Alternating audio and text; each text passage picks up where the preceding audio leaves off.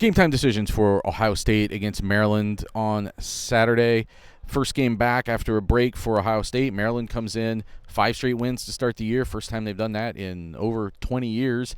Andrew, what do you think is the game time decision, the kind of factor that might help decide this game?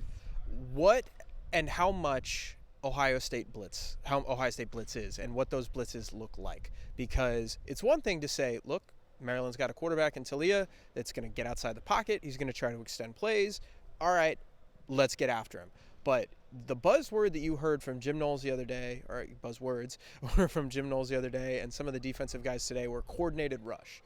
And coordinated rush, they talked about closing the pocket and kind of making sure that he can't get outside. Because think about it, if you bring a blitz from one side of the field and Talia gets outside of it, all of a sudden you bring 6 or 7. Maryland's got numbers down the field, and that's a problem. So do you blitz against a quarterback like this and say, you know what, we're going to send 6 and we're going to try and contain him? We're going to try and blitz off the edge, make sure he stays in the pocket, force him to make those throws. Do you say, you know what, we're just going to sit back and hope our defensive ends that are, very, very talented can contain him, and we're going to try to play coverage against a team that's going to try to go play deep?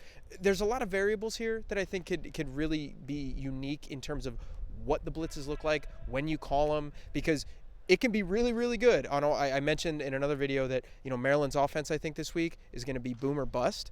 I think Ohio State's defense could be boom or bust as well, because if those blitzes are ill-timed, somebody's going long down the field, and it's going to be a problem for Ohio State. Ohio State is blitzing less. Yeah. The Notre Dame game this year, they blitzed about, I think, like 16% of the time. Same opponent last year, they blitzed about 25% of the time.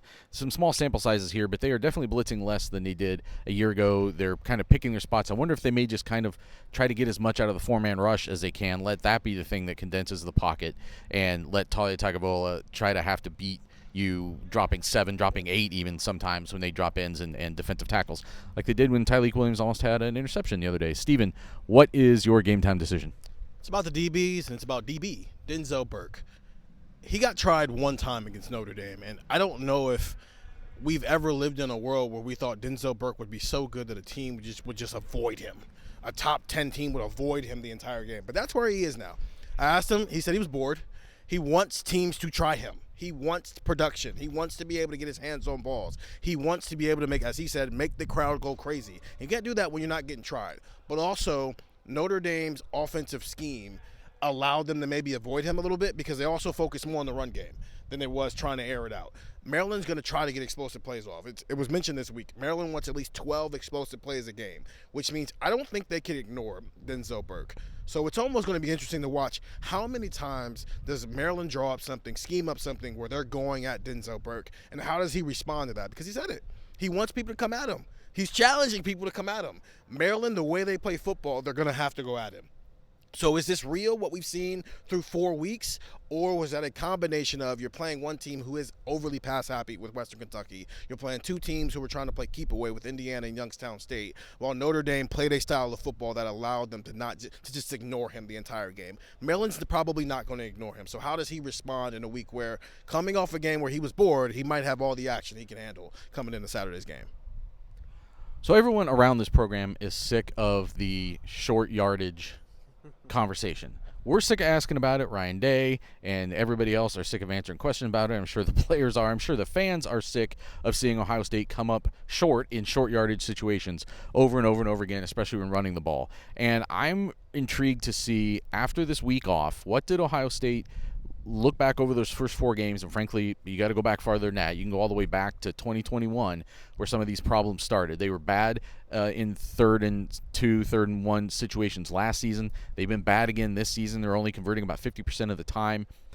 Listen, to go out and do it against Maryland is different than going out and doing it against Notre Dame or Penn State or Michigan. But you got to start somewhere, and I think this team has to start building some momentum, because I think it's gotten to a point where they know it's a problem, and then it keeps being a problem, and now it's starting to become a mental thing. And it's no matter what they try. I mean, sometimes they try to throw the ball. It doesn't work. Sometimes they try jet sweeps instead of running right into, right ahead. That doesn't work. They try running right ahead. That usually doesn't work. It worked for Chip Trayanum when Notre Dame only had 10 guys on the field, and that was a successful moment, obviously. But in the context, and considering that they had failed the first 5 times they tried before that, still, it's only a small step in the right direction. So what do they do this week against Maryland when they have those opportunities to just start building some momentum? Because I think if this team is still, if we're still asking the same questions about this when it comes to the Penn State game, when it comes to the Michigan game,